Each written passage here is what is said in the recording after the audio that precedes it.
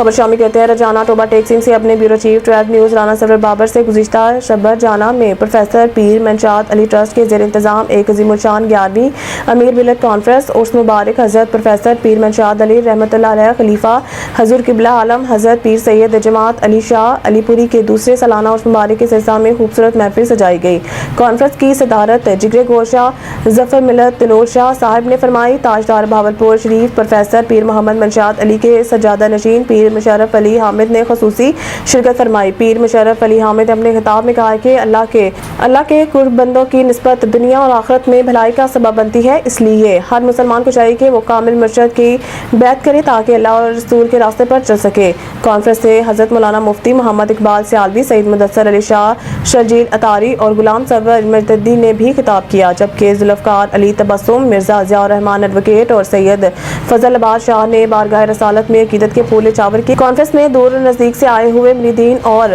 متوسلین سمیت عوام کی کثیر تعداد نے شرکت کی۔